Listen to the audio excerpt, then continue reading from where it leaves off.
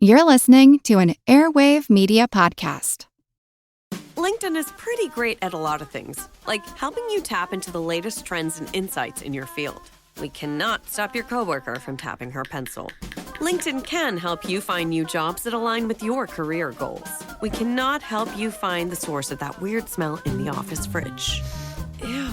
And while we can't stop your coworkers from bringing their hobbies into the office, LinkedIn can help you bring your career to the next level. LinkedIn is the network that works for you. TaxAct knows filing taxes can be confusing, so we have live experts on hand who can help answer any questions you may have. Questions like, can I claim my SUV as my home office if I answer work emails in my car? If I adopted 12 dogs this year, can I list them as dependents? And, am I doing this right or am I doing this very, very wrong? Our experts have the answers to those questions and many others. TaxAct. Let's get them over with. Ishtar, a bearded goddess of sex and war from ancient Mesopotamia. She was hot-tempered with a lust for conquest, and her priestesses were transgender. Oya, Yoruba goddess of the wind, storms, lightning, tornadoes, thunder, commerce, and war. She rules the destruction that comes before positive change. Atalanta, fleet-footed huntress and heroine of ancient Greece who joined the Argonauts. She helped slay the Caledonian boar and refused to marry any man who couldn't beat her in a foot race. She also became a PDA lion. Itzpapalotl, a skeletal warrior goddess of the Aztec pantheon, sometimes depicted with butterfly wings lined with obsidian knives. This episode is part of our Women of Myth series, where we interview podcasters, authors, scholars, and more about the amazing women of world mythology. It's based on our book of the same name, Women of Myth, illustrated by the amazing Sara Richard. It's available for pre-order wherever books are sold, or go to ancienthistoryfangirl.com to find links to a bookstore near you. A plus B equals Demon Army. What can you say?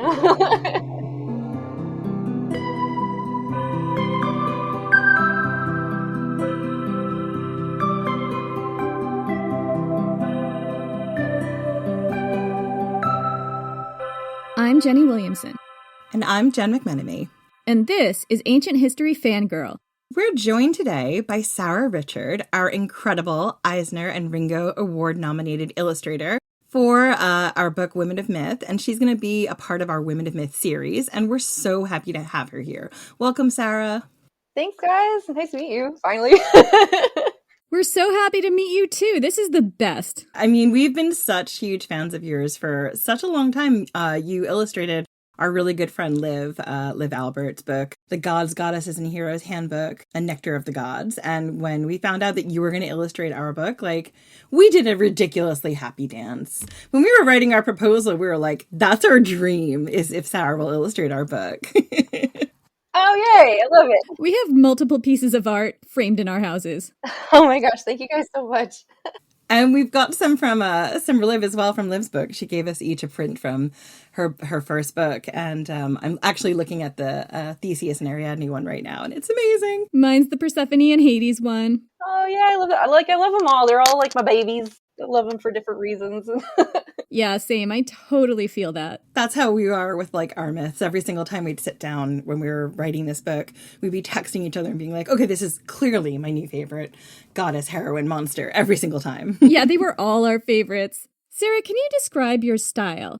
Yeah, I guess I'll try.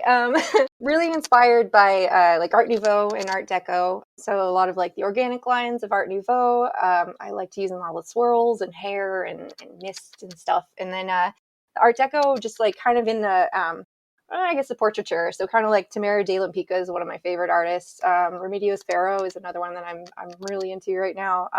Very cool, kind of early 1900s ladies, surrealists and Art Deco ladies. But also I love Victorian funerary stuff too. So spooky skulls, real memento mori, little hourglasses with wings and stuff. I like to kind of throw that in there as well. But I kind of, swirly, swirly stuff.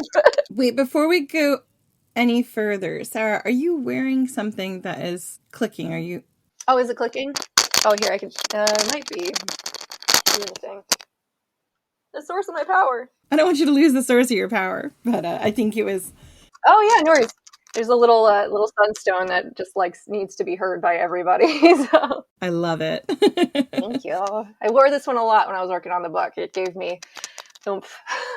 At least people know that the clicking is clearly your gorgeous jewelry that you're wearing that is the source of your power. Now that they know, they'll just cope. Yeah, we'll just see how it goes, but I think it'll be fine. One of the things I noticed in your work is the hair, the incredible hair that would just swirl and fade into the background, and skulls, so many skulls. Yeah, I love putting in spooky things into maybe an otherwise like sweet kind of situation. Like I'm all for kind of like the death positivity, memento mori stuff, just, integrating what should be a spooky death imagery into something maybe a little sweeter, and just having that juxtaposition, but also having, kind of normalizing having a skull show up in a flower field or in somebody's hair or something. Why not? I think that should be normalized. My sister's wedding, she had these bird skulls made into hair clips that were in everybody's hair. It was so cool and really beautiful. Oh, cool. It's one of the things when we were looking at the illustrations, your illustration for the Morrigan, the Celtic goddess of the battlefield and sex and death and all that kind of stuff. When it came back with her big hair fading into like the skulls and then bleeding onto the battlefield, I was like, this is the most perfect thing I've ever seen. She is so fierce. I loved her big hair and how it like fed into I have very big red curly hair. It's the hair I always wish I could have. Like I have very fine hair, and like big, like voluminous Merida hair is like amazing. Plus, like I love how her like viscera cape came out too. So like kind of want one of those now. The viscera cape was so perfect because it was like the battlefield itself was the cape. Like she picked it up and wrapped it around her. It was amazing. Like these skulls would look dope on my shoulder pads. So. Exactly. We should normalize skulls as attire, like actual skulls. Yeah, well, consensual skulls. Like skulls is fashion only if it's consensual. Consensual skulls. I want consensual skulls to be a band name so bad now. We leave our bodies to art. That's what I would like to do. So did you have a favorite character, Sarah, that you illustrated for the book? Oh my gosh, this is the hardest question you guys could ask me. Like, no. It's like I love them all. I think the ones that came together the quickest, though, Pele was like, that was exactly as I imagined her. How she came out was the sketch. Yeah, it felt perfect. Yeah, she was one of the ones I wrote, and as soon as I saw her, I was like, oh my God, it's perfect. Oh, good. Because I tried to see everybody, like I did, a precursory kind of reference searching online to see what's been done already. And, it was one of those things where I'm like, this could be a cool image to fit in with all the ones that exist right now. That's always hard because, everybody has their own version of what myths look like and stuff. So that was really fun. But rambling again. Pesta, I really like drawing too. Weirdly enough. Right? Pesta is incredible. Yeah, she was fun. I love like drawing kind of big open empty spaces and hiding stuff in there. So I think hers is pretty sparse with what's in there, but there's a few illustration that's got a couple things definitely hidden under a few blades of grass and, like in a tree or something. Most are skulls. But there's lots of skulls and stuff, yeah. Sometimes skulls in stories that did not have a skull, but skulls are always welcome. Yeah, I love Pesta. Pesta is one of those characters that just had this body of, traditional folkloric art that just leaps off the page. It's a really distinctive look. Like, she's very creepy and haunting, and there's also just all this grief that came through in your illustrations. Yeah, pulling from pandemic times really kind of like help with these kind of images too. So it was neat to see what traditional images of her there were. So I did want to kind of keep like it as traditional looking as possible. But man, I love drawing a spooky old lady face. Like it's really fun. In case you haven't read the book yet, and this will probably drop before it comes out, maybe just after, Pesta is the embodiment of the Black Death in Norway in the 1300s, and Sarah's illustration of her is just incredible. And also, speaking of old lady faces, the Baba Yaga illustration. Can we pause and just appreciate that one? Okay, that's another one of my absolute favorites. Yeah, for sure. That one just had so much personality. I loved her. Yeah, I love like drawing weird big bird feet. Like I love drawing birds, so any like thing that I can shoehorn into an illustration like that. I don't know. I wanted to make her house really scary, like Miyazaki levels of scary, I guess. It was one of those things where like we can't tell you what to draw, but like both of us are like, fingers crossed she does the house, fingers crossed she does the house. There's definite Howl's Moving Castle vibes on that one. Yeah, for sure. A little inspiration. And I love even on the house when people see the illustration, there are skulls on it, but they actually are meant to be there. There's always 3 skulls on Baba Yaga's house outside. There's a space for a 4th one, just in case you take her off. Love it. I love it. So with the house too, I tried to make it look like an owl face as well. So like in some of the windows, I tried moving like the little candles around like an iris, I guess, or words. But so I always say like art is my first language and speaking is like hard for me to do. I know, they're hard for us too. But it's so perfect because like that is her house in folklore too. Like they kind of describe it as having a face and as not having a door and like you can't really get into it. And so like the way you captured it really worked. And like the sort of the sentientness of it, it's alive, it's watching, it's moving. When we saw an early concept illustration, when people see the artwork, they'll see there's like little children cowering in the corner. And there was just this little note that said, scared kids here or something like that, or little kids here. It was perfect. One of my favorite things about doing like the preliminary sketches, and I hope someday too that we can like somehow show, like I'm sure we can probably show them eventually, like all the... We'll ask our editor and see if we could do like at least a couple, you know? That'd be cool. Yeah, there's some fun notes on there. Mostly it's just so I remember what I'm drawing because I start to go into hieroglyphics after a while and I don't know what I've drawn.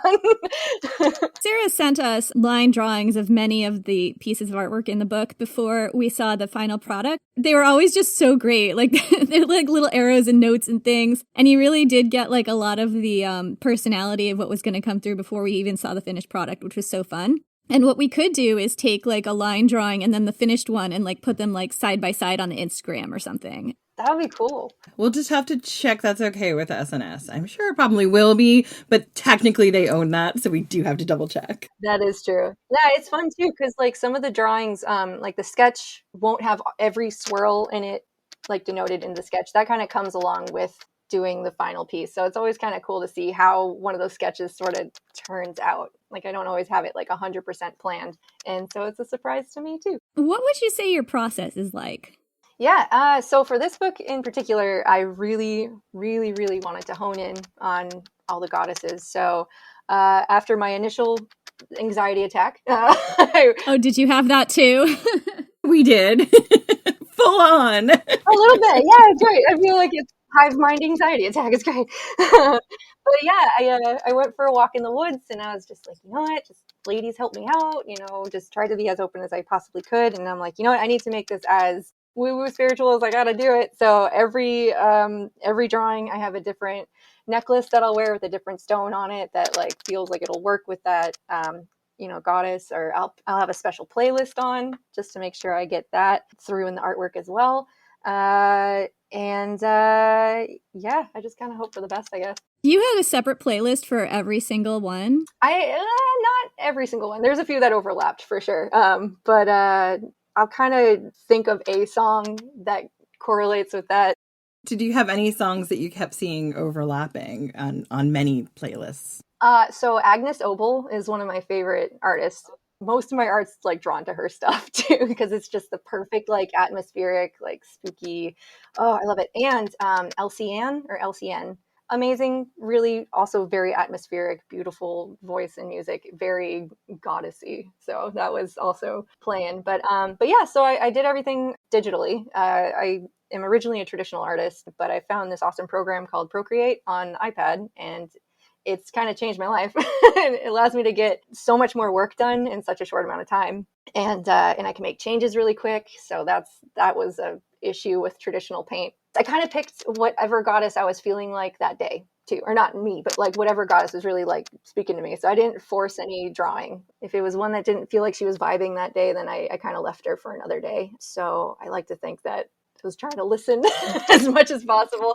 I should say Scheherazade gave me quite a run for my money though. Like I couldn't figure out what I wanted to do for her up until like the very, very end. But then I'm so happy with how she came out. She was one of my favorites, actually. I really liked her. The very creepy king peering over her shoulder. I loved her because she's so classic, right? Like, Jen and I were talking about which ones were the most difficult for us. I mean, they all had their challenges, but I think I felt like most challenged and a little bit, nervous to cover the characters that I didn't know well because I hadn't covered them in the podcast already. And Jen felt kind of the opposite. I felt the exact opposite. Like, I covered some of the more well-known in some regards ways. Like, I covered Mulan, and I really struggled with her because I had a really clear idea of, when I gave you the brief for the artwork, what I wanted her to look like and not look like, because I felt like we see a lot of similar illustrations for her, and I wanted her to look and feel a certain way. I also covered like Atalanta and Athena and Medusa, who are like 3 of my all-time favorites. Jenny let me have the Greeks, which was very nice of her. And it was really hard. I had Kitsune. I had a bunch of different ones that I was like, these are really iconic, and I'm not sure that I'm going to do their story justice, or I'm going to brief their artwork to Sara in a way that helps her do what she needs to do to get her incredible vision out, and also maybe see something a little different in the artwork. I had Pele too. She was also mine. So I was just like, feel a lot of pressure on this. Yeah, I mean, because they are such huge topics too. And it's like everybody's kind of got their own idea of what they want them to look like. So I was kind of worried about that too. But then I thought, like, what hasn't been done? How haven't they looked yet? And what do I want to put out into the world as like now a new part of the collection of their imagery? So like with Kitsune especially, I was a huge anime kid in high school. So like that is burned into my skull of just like anime fox girls. So it was really fun to try and not do that. Make her more ethereal, I guess, and more foxy. What I liked about the Kitsune illustration, the Kitsune are Japanese fox spirits that can also manifest as women, or perhaps men sometimes. Sometimes old men, sometimes women. You see them popping up in other Asian mythology, including like Korea and China. But for the book, we chose to focus on the Japanese stories because there are just so many stories. Yeah. But what I loved about that illustration was that there was like a certain amount of uncanny valley about the Kitsune spirit, like it's like, is she human? Is she not human? Like I really think you nailed that. Thanks. I love weird, like just juxtapositions. Like I guess I could like boil it down as just like uncomfortable or weird or different kind of like mashups of stuff is my favorite. I'm really glad that you did that and picked up on that because I also really, really love that. When I saw the Deer Woman illustration, she was so different from how she is on the book. And hopefully we'll be able to share this, but like there's just so many deer, and she's just got this sort of like inverted Snow White feeling. You know what I mean? Like all these woodland creature animals have come to her and she's their protector, and they're not protecting her, and they're not like cute little animals there to like help her do the washing and laundry. It's like there's this beautiful ecosystem around them. Some of the deer are spectral and some of them are babies and some of them are full-grown deer, and it's one of my favorite illustrations. Yeah, I have a friend she's traced her genealogy back to, blanking on the tribe right now because I'm so jet lagged right now. But I have a friend who feels the Deer Woman is really very important to her too. So that one was the last one that I did because I felt like I needed to just get as ready for her as possible. I wanted to be as best as I could for her and for the book and, for you guys. And I'm really happy how it turned out. So I'm glad it worked out okay. She was another one that scared me a little bit.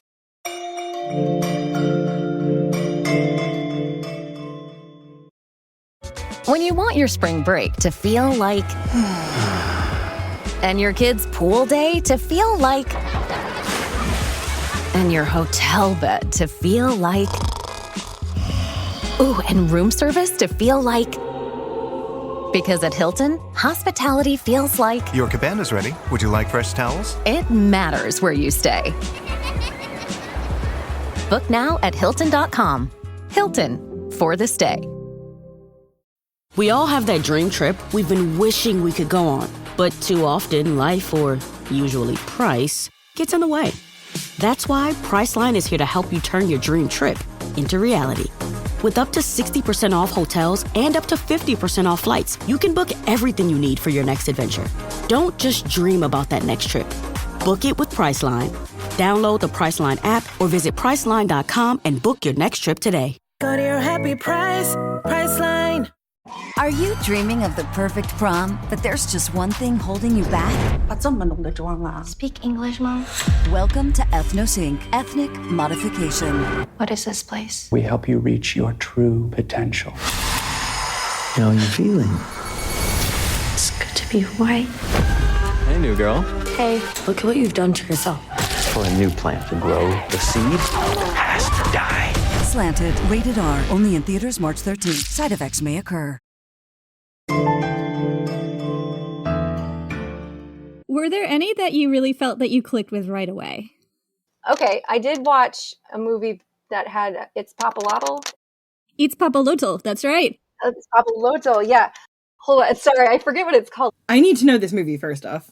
There is a horror movie where she's the villain or the monster. It was so good. She looked nothing like what I thought she was going to look like. They didn't really show her. It's kind of a spoiler, sorry. I've seen just screenshots from that movie. I haven't seen the movie. Yeah, it was really good. I don't know if it's Get Out. It's like the last one out or something. Oh yeah, it's not Get Out, but sounds like Get Out. I was going to say it can't be Get Out. I think that's the wrong movie. No One Gets Out Alive. No One Gets Out Alive, yes. No One Gets Out Alive was really cool. For her too, I really liked the whole layer of her kind of being related to mothers that have died in childbirth. So that's why I put... There's baby skulls. Yeah, so baby skulls in there. We got there. The two figures at the bottom are based on sculptures of pregnant women that have died during childbirth. And I just love that whole layer. And because me and my mom, we do a lot of gravestone cleaning, and a lot of the stones that we clean are women who have died in childbirth. So it's one of those neat ways, I guess, to honor them in a sort of way different cultural way.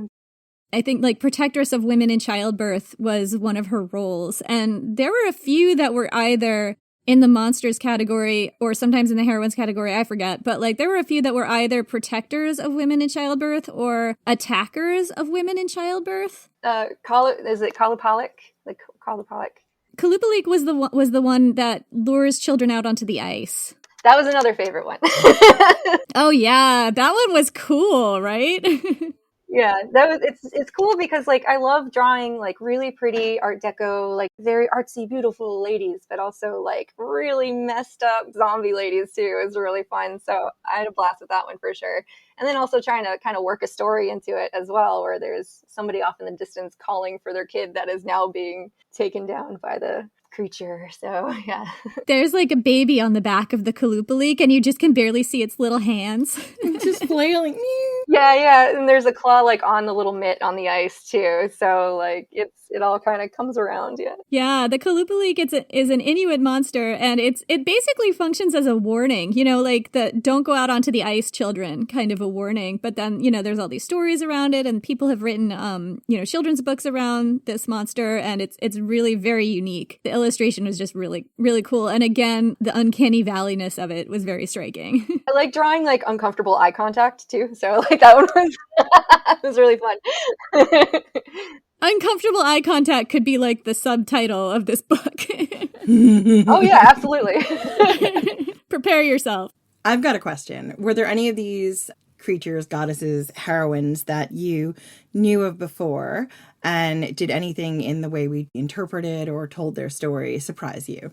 So I definitely knew a lot of the Greek ones because of Liv's book. So Atalanta and Athena, definitely had those ladies down, but I wanted to make it different for your book. So with Liv's book, I was given kind of what they sort of wanted everything to look like. So like Lore Atlantis, Hercules from Disney, like they wanted really colorful, really kind of really stylized characters. So it was really fun to kind of take what, you know, I did for Liv's book and then try and make it more like not realistic, but I guess Uncanny Valley-ish, I suppose. This book is like 100% my style, like going into it, which really made my soul super, super happy. So like Atalanta and Athena, that's kind of like what came first to my mind. Like that's what I wanted them to look like. So yeah, but it's still, I wanted to give them kind of like fun colors as well. So, you know, like mute some stuff down, but, you know, keep it recognizable, you know. Yeah, it's kind of a balancing act with those guys, but it was nice to be like, I know these ladies, let's do it. It was quite different, your style with Liv's book versus our book, and I agree that like Uncanny Valley was part of it. There's a visceralness in the illustrations that you brought to the table for this book that I really liked. We also had a really tricky time with this book because when you start looking into world mythology and you're looking at women, what you get a lot of times is beautiful. The adjective beautiful, the most beautiful, pretty, comes up over and over and over again. And when we were telling the myths, you know, we're very limited by what language can do as far as like adjectives for beauty, right? So what we asked Sara to do, and what she's done amazingly, was we asked for a lot of body diversity in the book. We can only say so many things, but like a picture can show how different people look and that there are more types of beauty than just a sort of Western ideal. What was it like incorporating that into these illustrations, and how did you find that process? Yeah, it was awesome. I had to learn a few skills, which I am very thankful now, on how to draw different hair types that I've never drawn before, different tones for skin, which there's so many different colors, obviously, that go into like shadows and highlights. But until you like really stop and study it, you don't realize how many like blues and purples are kind of worked into what you would imagine a skin tone would be. So that was really fun to have that diversity to work with. In terms of like beauty, you know, like I'm a big nosed lady. I like putting big noses on ladies, you know, represent. I am very much a very, very, very stacked cupcake. I love it. Yeah. And like, I think Takane too, like doing a really like muscular girl too, you know, like just, yeah, it was really fun to try and play with all the different body types and just like voluptuousness and just having it aid their character and the illustration as well. And yeah, it was such a fun project. Like I will carry this with me for a long time for sure. Oh, we're so glad. Us too. We talked about, you know, incorporating body diversity and different imagery of what beauty can be and getting beyond the Western ideal and getting beyond like blonde white ladies. I mean, there's a beautiful bearded Ishtar and she is just everything. Oh, she's my favorite. She was really fun. Thank you. Thanks. Yeah, she was so much fun. I think I have like, I don't know if I can swear on this, but like lots of animals just doing it around her too. These are not my copulating monkeys. This is not my copulating circus. I mean, you can say furiously fucking. We have said that on our podcast before. Fantastic. She's got some animals just fucking each other. Like I think she's got like 2 doves going at it. There's like 2 lions, just like, so I had some interesting reference up on my iPad. How do I get the spark in the eye of the lioness that's being mounted? It's like, why am I doing this? Hopefully this adds to the end. You know you're in the right line of work when this is your research. Exactly. It's not the weirdest one I've had, but it's up there. I'm actually curious about what the weirdest one is now. You know, so let's see. I think so I worked on Rick and Morty comics for a little bit, and I had to explain to somebody what a Mr. Poopy Butthole was. So there's a little Mr. Poopy Butthole. He's a little character, and they were like, what is his name? It's Mr. Poopy Butthole is his name. And trying to explain that to people who have no idea what Rick and Morty is, like asking what's on my screen. It's like, no, but that's what it is. And they're like, you're insane. Like, I don't understand. So sometimes you have to have a poopy butthole on your screen, and it is for work. Exactly. It's tax write-off right there. It's itemized on my deductions. Yeah, take that, the man. Goddamn right. The season we've had, it's like just dropped a Patreon, I think last month, that was all about sex toys and bread dildos in the ancient world. And my husband just walked by and he's like, do I want to know? I'm like, do you want to know about ancient world dildos? Come here. Come into my world. There was a lot of olive oil and a lot of bad choices made. Amazing. I mean, I'm firmly of the opinion that bread dildos were a myth because yeast infections, people. It's all yeast, all the infection. Oh my gosh. You'd think some ladies would go like, nah, I don't think that's going to happen. We did investigate it. We did our due diligence. We talked about it for a full-on hour. That could be the next book. Dude, I'll illustrate ancient dildos all day long. I mean, I don't know if they'll let that happen considering they had such problems with Lilith's vag jewel. Oh my god, I know. Sara, the vag jewel, did it make it through? It had to change a little bit. It had to be more and more like a belt. So honestly, I was trying to do with the goddess Huitipilo. Hine Nui Tepo, I believe is how you say it. I hope I didn't screw it up. Hine Nui Tepo.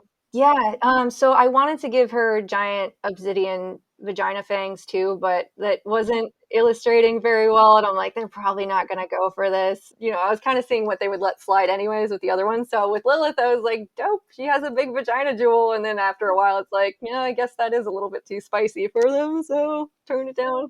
Look, it's not too spicy for us. You can bring your vag jewel on our podcast anytime. Well, see, that's what I thought, because like a lot of the descriptions are like, this lady has chopped a guy in half with her vag teeth and like all this stuff. So I'm like, well, why can't this be drawn? Not to say that it shouldn't be written, but like, why is there an allowance for writing, but there isn't an allowance for that art? It was kind of interesting to see a publisher. Once you start making it look like a belt, it's just like, oh, she's wearing underwear. But like the point of it is like she's, there's something, the power of the vag jewel, essentially. Yeah, if she is a sex goddess, she should have everything as sexy as possible, as like inviting, and as like all the colors. I want it to be like really, really sensual, I guess. It's like the vag jewel is the source of her power. Like, come on, it's Lilith. We all know this. Right. Like, honestly, too, in the jewel, I did have a shine that was very much like supposed to be a clit, but that wasn't it wasn't gonna fly either. Jen and I kept a lot of the X-rated details in, so it's like we were writing not necessarily for just a child audience. I don't think this was supposed to be like child. I think like it's a gift book, so it was definitely like 18 older women, and anyone who's interested, like not older women, but it was definitely like teenagers, 20-something, 30-somethings. It's an adult book. But one of the things about our podcast and one of the things about the way we tell things is we just don't sugarcoat it. I think a lot of this book in particular and a lot of the women we chose to focus on, like especially in our monster section, there's a lot of taking back their power and their origin stories and making them, particularly Lilith in general, giving you sort of more insight into why they would have been considered a monster, which may or may not be because they did bad things. It might be, stealing sperm and spawning a demon army, or it could be something else. Who knows? Okay, but here's the thing, like, if you have no recourse to, like, protect yourself, I mean, a demon army isn't the end of the world, is it? Maybe. Yeah, it's just another Tuesday. No, you know what? Like, lots of people use sperm donors. There's a clause at the bottom of sperm donation for demon armies, though, I think, that you gotta sign away, right? Right, I think it depends on the state, really. But again, that's just all about women having power over their sexual agency and reproduction that men don't have. If you give women reproductive agency, we're just going to use it to spawn demon armies, and we can't have that. True. A plus B equals demon army. What can you say? Were there any people in the book who, when you saw the list or you read the entries, you were sad you didn't get to illustrate? Oh, man. There's a few Egyptian ladies that I could have been pretty down with doing, but for the most part, like, everybody was so fun. Like, I only got intimidated by the ones like Scheherazade that I didn't know very much about, but it was fun to do all the research into her to make sure that I tried to illustrate her the best I could. So everything in here is like, oh my gosh, I almost killed myself trying to do this as best as I could too. I wanted to represent each lady the best way that I could. So part of my anxiety is like, oh God, someone's going to think this is garbage, like this isn't going to be what they see. And, I'm just a little white girl over here drawing these really amazing heroines in like the Middle East and Africa. And it's like, I hope that I do this right. And I did my absolute best. But yeah, everybody was so rad. Even doing Mulan, like obviously I know Disney Mulan, but to do more research into her to see more of her nuance was really, really cool, and trying to forget everything I grew up learning with Disney and try and draw her what would have been more appropriate for her mythology. You guys put a good list together. I had a lot of fun. I love the Mulan one because the Mulan, I feel like I haven't seen all the Mulan iconography out there. I'm very familiar with the Disney Mulan, but like the imagery that you put together, like the illustration that you did, she seemed like very much a soldier, first and foremost. Like there was a grittiness to the Mulan version that we had with you. I love that. Thanks. Yeah, I really wanted to give it like some real, like, she's a warrior, she's a soldier. Like I wanted to give it that energy for sure. She was in the army for 10 years and no one figured it out. I grew up with the Disney one. My 5-year-old niece, again, loved the Mulan one, and she loves the Disney one as well. And, a lot of times you see her, there's a very sort of, in the Disney one, like she's still kind of, you can tell she's a girl, right? But it's like, this is someone who lived for 10 years as a soldier and no one suspected it. And I'm like, what would that have actually looked like? And how would you have been able to take your father's or your brother's place? Like, how tough would you have to be? And I'm not saying you can't be tough and also, look like a girl. But I think one of the things we see a lot of times in the imagery of Mulan is she is quite pretty, and I just wanted her to be not so pretty, and you really drew her in action. Yeah, anybody who is like a like Madame Trieu, I think too, with elephant and like just a big busty lady who's riding an elephant because she's like 10 feet tall. Like I originally had her like holding a soldier just screaming in his in his face. And they're like, nah, take him out. No, just have her pointing forward, you know? And I was like, oh, but she was like giving this guy some friggin' guff. You just wanna illustrate them with the energy that you know that they need. And like, there's so much art you see out there where they're just kind of standing all floofy, whatever. And that's especially like Morgan. Like, I wanted to give her that savagery, you know? Like, yeah, she's a pretty lady, but yeah, she'll rip your skin off too. Because she's got her needs, which is mostly sex on the battlefield. You know, there we go.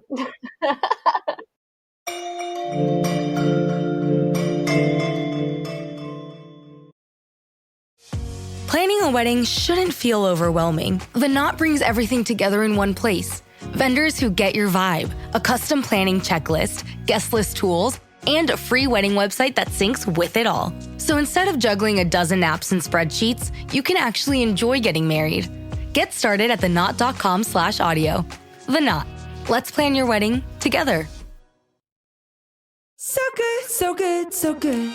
New markdowns up to 70% off are at Nordstrom Rack stores now. And that means so many new reasons to rack. Because I always find something amazing. Just so many good brands. Because there's always something new.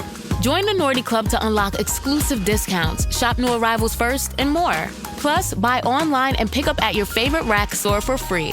Great brands, great prices. That's why you rack.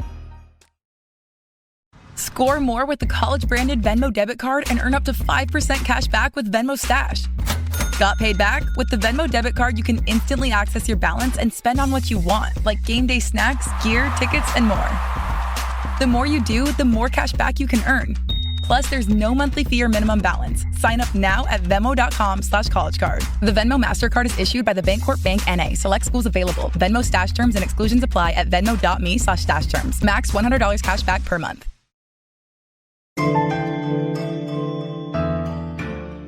In Sarah's background, there is an item in your background that says that you used to craft teensy dinosaurs for Hasbro. Yeah. So I used to work at Hasbro as a toy sculptor. It was my first job right out of college. Had this amazing teacher, Mark Hazelrig. He's always trying to say his name into the universe because he's no longer with us, but he was the best teacher I've ever had. So Mark Hazelrig was my illustration teacher, and he happened to have my Hasbro boss as a student years and years ago. So they did kind of a workshop thing where they're like, you know, make a sculpture, make a figure. It has to have 4 points of articulation or whatever. And so I'm like, well, I want this job. So I'm going to make a harpy with 26 points of articulation.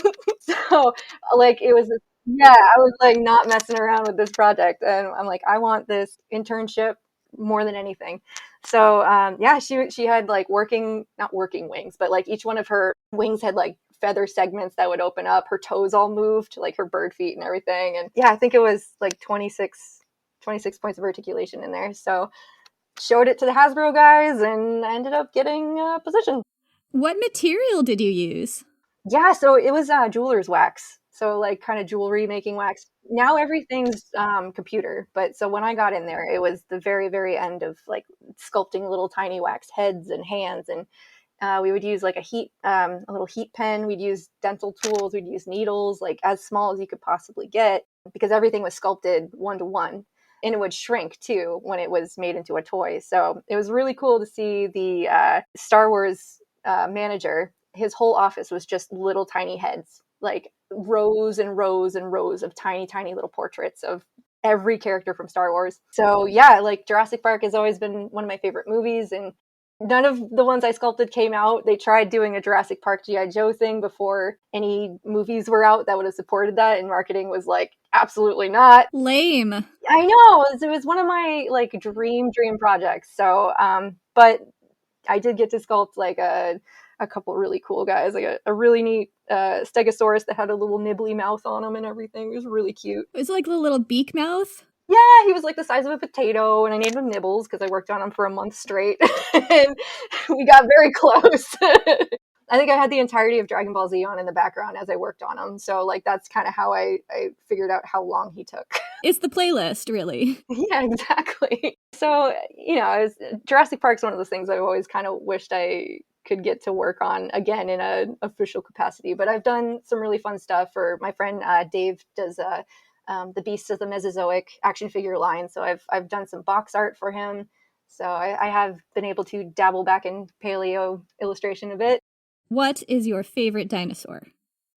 Well, my favorite herbivores are I love Parasaurolophuses, I love Pachycephalosaurus, and my favorite ocean reptiles is Elasmosaurus, but I also love Adunkleosteus, it's pretty cool too, but love me an Oviraptor, and let's see.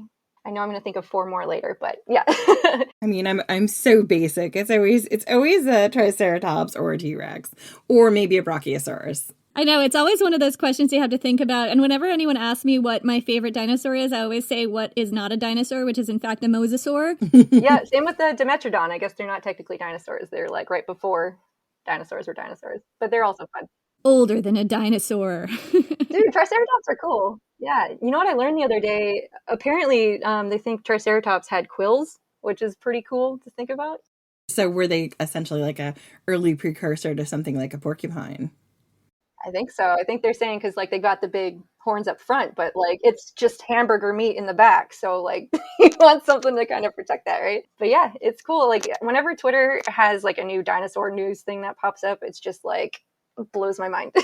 Oh, I'm still kind of reeling from the idea that dinosaurs probably had feathers. Is that still a thing that people think? For like heat regulation, but then it became a flight thing, maybe? Archaeopteryx, shout out to my buddy. Oh, also pterodactyls. How did we miss pterodactyls? Oh man, they're cool. There's one called a Quetzalcoatlus, and it's a pterosaur that's like the size of a giraffe, where it's just like, yeah, like how do physics? It's just like I think that Quetzalcoatl is an Aztec god. I think so. I think they named him in that vein, yeah, for sure. Yeah, so like eats Papalotl adjacent. I love me some Aztec stuff. It's so cool. I believe that there is one in the Natural History Museum here in New York. Oh, very cool.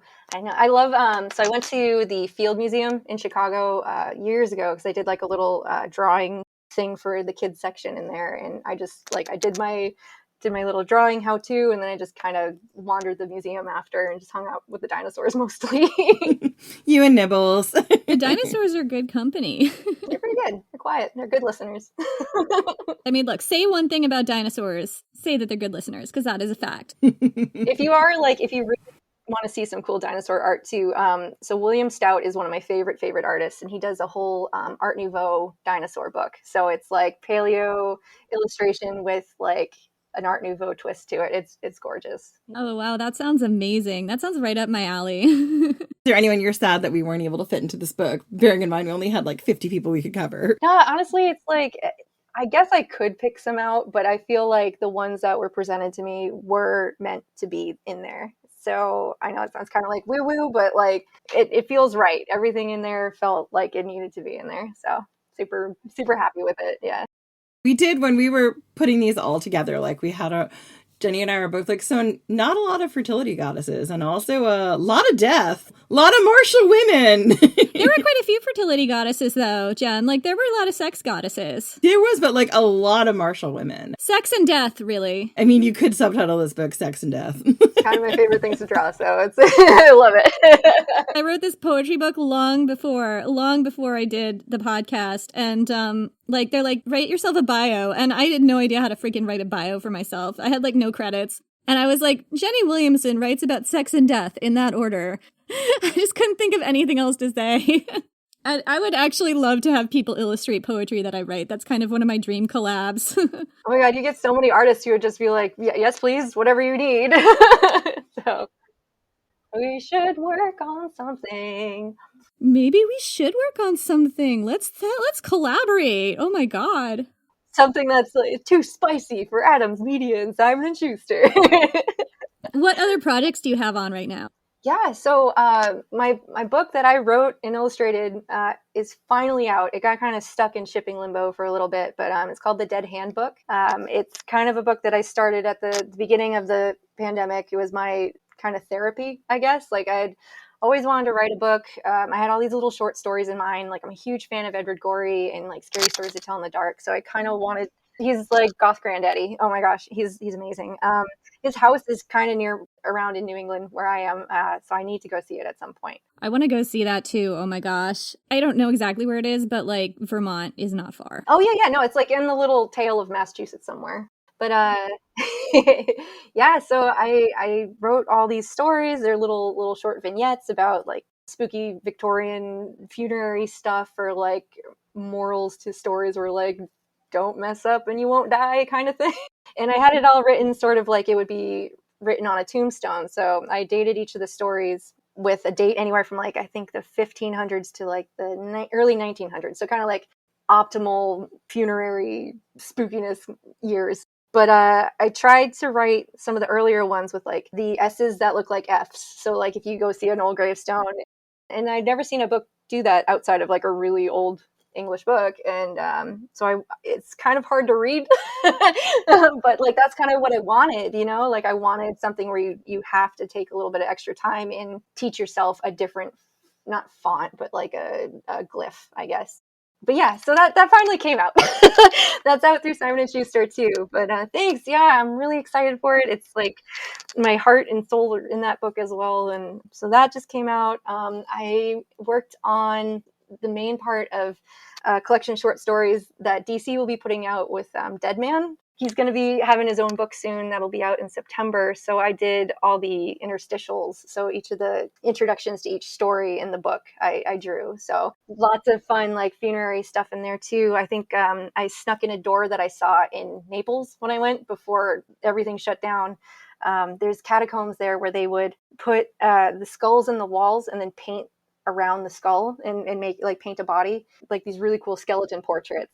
But then, you know, once hands changed over, religions changed, history goes by, they carved out all the skulls. So there's all these really weird kind of holes in the wall with like half a skull in the back, but still painted kind of like skeletons wearing dresses and holding hands and stuff. It's really cool. It's such an interesting space. So I put some of that in the book too. Lots of hourglasses with wings, skulls with wings, you know, a lot of like New England kind of stuff that I see on gravestones all the time is in there as well. I remember seeing this line in your Amazon bio that's on our book page about how you clean gravestones. And this really touched a nerve with me because one of the things I love to do is go up to Vermont and visit my dad and ride motorcycles around and visit old historic and frequently forgotten graveyards out in the woods in Vermont and just explore those and, you know, read all the inscriptions. And I'm just really in love with that. And so I wanted you to tell us all about your work with gravestones in like historic graveyards in New Hampshire. Yeah, so I learned how to clean a gravestone from my mom, who learned from the New Hampshire Old Graveyard Association. So that's NOGA. I think they have associations like that all over the country. So if you're super into gravestone preservation and cleaning, look up your local chapter of that, you know, ask your historical society. They should be able to point you in the direction of gravestone cleaning classes. It's starting to become a big thing because TikTok is showing a lot of people cleaning stones, and I've been forwarded many links as of late, more so than I ever thought. You know, I thought me and my mom and maybe it's just some old people in New Hampshire do this, but because I was definitely the youngest by like 30, 40 years, which was really fun. But yeah, it's something that me and my mom do. It's really fun. Kind of, I hang out with my mom in a cemetery. Like cemeteries are just full of beautiful art. A lot of the people, their stones, you know, they've died so long ago that their stones are in a little bit disrepair or they're dirty. They've got algae growing on them, especially if they're growing under a tree. And a lot of these people don't have records outside of what's on their gravestone. So it's kind of one of those things where we try to clean the stones that need the most help so that that inscription stays as clean as it can for as long as it can. So we use like natural cleaners and wooden scrapers, no metal, no bleach, no sandblasting or anything. We just try to be as gentle as possible. And it's amazing. You can see like one of the marble stones, like the white marble stones may look gray as you're driving by from like all the acid rain or anything falling from the sky and just years of being covered in snow. Those will whiten up like beautifully, like almost like new. If you use, D2 or wet and forget, and you give it a little bit of time, it'll whiten up after a while. And it's like you're seeing it for like how it was new. It was really, really cool. Oh, that's so incredible. Yeah, and it's bringing those people back in a way. It's letting them live again. Yeah. There's really cool inscriptions on all of the stones back home. There's one. So I'm from New Boston, New Hampshire, and our cemetery has a stone where some guy shot a girl that he was in love with, I think. And so her family had it so on her gravestone, it told the whole story about how this guy killed their daughter, and this guy is buried 2 rows up. It like calls him out, and it's like this isn't going to be forgotten. Like, it's so easy for these records to kind of be just put away, but they're like, nope. I mean, it kind of sucks for the girl to have that written on her gravestone. I mean, she would probably be like, yeah, call this asshole out. But, do you want that on your memory? Yeah, finding like inscriptions like that, finding like really pretty carvings on stones that are just covered under lichen. And then also we'll go in and look up whoever we cleaned. We'll put it on Find a Grave, like a nice new clean picture. And then we'll look on Ancestry.com for any information we can find about that person. So it's really neat to see someone that you've spent like an hour cleaning their gravestone, seeing their name, seeing their dates, birth and death, and who they're buried next to, and then going into Ancestry.com and being like, oh, wow, like there's a really young couple. It's my favorite gravestone in Francistown, and they're the Eatons. It's like Eatons. Very young couple, I think like early 30s, died about a year apart. So I was like, what's the story here? It turns out they both died of tuberculosis, and one was like 1 year after the other, almost to the day. You really, like, when you start looking into the history of these stones, it's so cool. Like, you feel really good because you're helping preserve somebody's memory that maybe doesn't have family to help with that, but also it's like really cool stories that you're not going to read in a book. Like, this really happened. These people really existed, and they're real. They're not fictional people. I had that thought all the time, like, everything about my life or my friends' lives, or for so many of us, we would die and then our names would go on a gravestone and there would be the birthday and the death day, and that's it. That's what people know about you. And it's like there's so much in that little dash that doesn't come through. When my dad and I check out all these gravestones near where I grew up in Vermont, one of the things we always notice is like, whole families of like children that are very young dying, all very similar dates of death, and then the father died, and then the mother lived until she was 80. You just don't know what the story was, but there's all this grief that you can see in just these dates. Yeah, and the thing is, too, is like why I really love a lot of the Victorian funerary stuff, like all the memento mori things, is just like the love that they put into a lot of this memorial art. Like, there's a lot of love and a lot of thought that went into these gravestones, and some of the death photography, like the postmortem photography. I also collect that, too. And Victorian funerary cards as well. We'll see a card like on Etsy or eBay or something and be like, oh my God, I need to give that a good home. And that's usually like how my whole collection is basically like, I want to take care of that thing. Oh my gosh, I want to preserve it. And then I'll like look into their history if there is any on Ancestry. And it's really cool. I found a few really neat stories just by getting a random picture of a graveyard on Etsy and finding out who they are. It's like a family in Kansas. There's a picture up by my computer. I did a bunch of research, figured out who they were based on the stone behind them, and it just makes everything so personal. I find that so fascinating because like one of the things that we see a lot in some of the ancient world stuff we do is the opposite of memento mori. It's damnatio memoriae, which is like essentially someone who is very naughty, who the government, state, people want to erase their name and erase their memory and erase them from history. And I just feel like the work you're doing and the stuff you're interested in is about bringing people's stories back into the world. That juxtaposition is just like incredible. I love it too. And it's just like, I know it sounds really like morbid. I always get like, oh, it's so sad and everything. But like the whole point of memento mori too is like, remember you'll die. So live, like live your life the best you can. Be a good person, leave good stories. It's actually the Victorians knew what was up in that sense. Also, everybody was dying a lot quicker than they were now. There's so much death. I was going to say they all died real young, so. There's a lot of women dying in childbirth in those graveyards. Well, and a lot of people dying in work from very young ages and very long hours and absolutely no regulation of like the mills or take your pick. Uranium and was it the girls with the watches? Yeah. Yeah, what were they called? The radium girls? Radium girls, yeah. I also collect a lot of uranium glass too, which I don't like sleep next to. But I love it. Dear. I hope you've got a big place. No.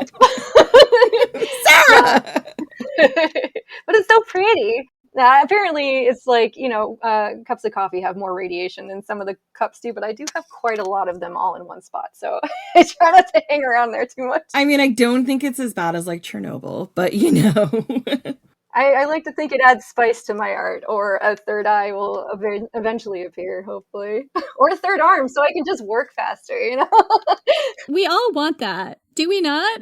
The third eye and faster. Just a clone would be good, too. Just meet some of these deadlines.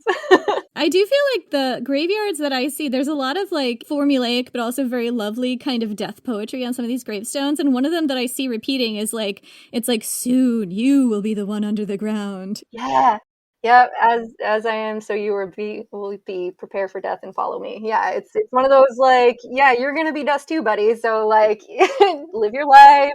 Don't be disrespectful to the dead. It's like we're all gonna go through the same thing.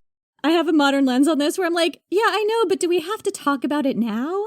I mean, it's not something you want to just like harp on all the time. It gets really depressing, but exactly. Like, I know that. I'm just pretending not to think about it. For sure. Absolutely.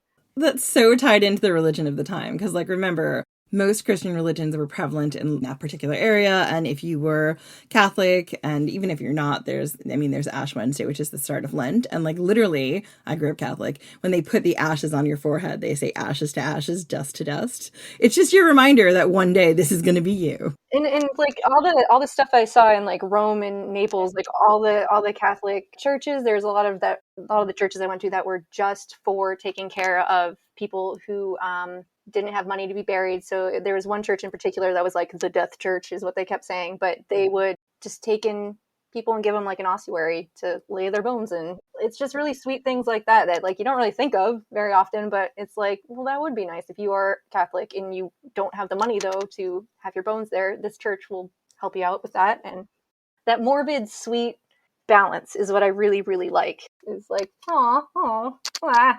just all those kind of sounds come together. There's a real tension, right, between the horror and the sweetness. Absolutely. That's why it's like Guillermo del Toro, anything he does is like automatically my favorite. Like his ghosts are my favorite. They're all like sweet, sympathetic ghosts for the most part. But like that feeling of just like, it's not their fault. They look decayed. They're dead. So, they're not scary all the time. That's just how they look, man. What was the most deathly one in the book? I'm trying to think. And there were a lot of deathly ones. La Llorona. Oh, yeah. The La Llorona was so much fun to do. And that one was one that kind of came together really quickly as well. El Naraha. El Nadaha, yeah, the Siren of the Nile. She was one of my favorites too. I'm so happy how the backlighting worked on her.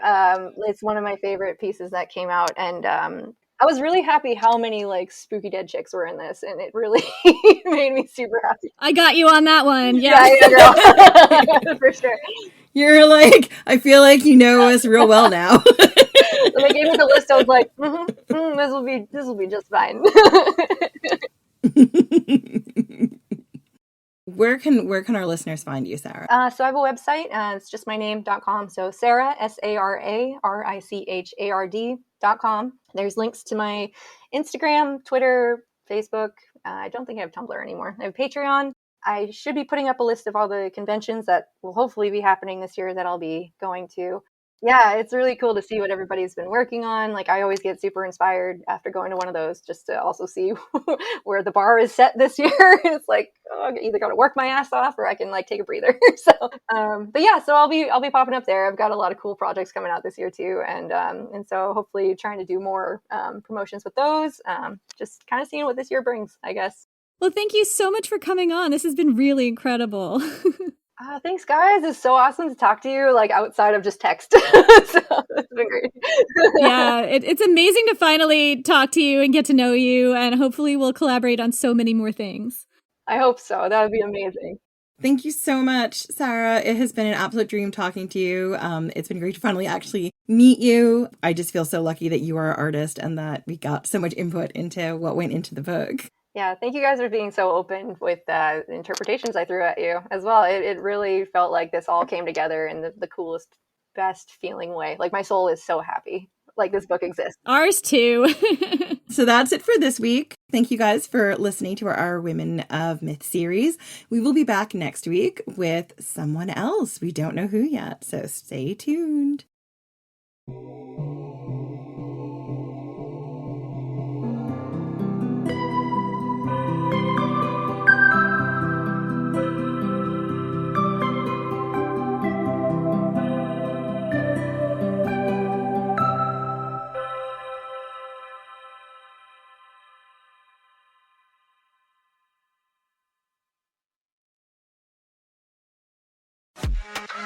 Monster Energy.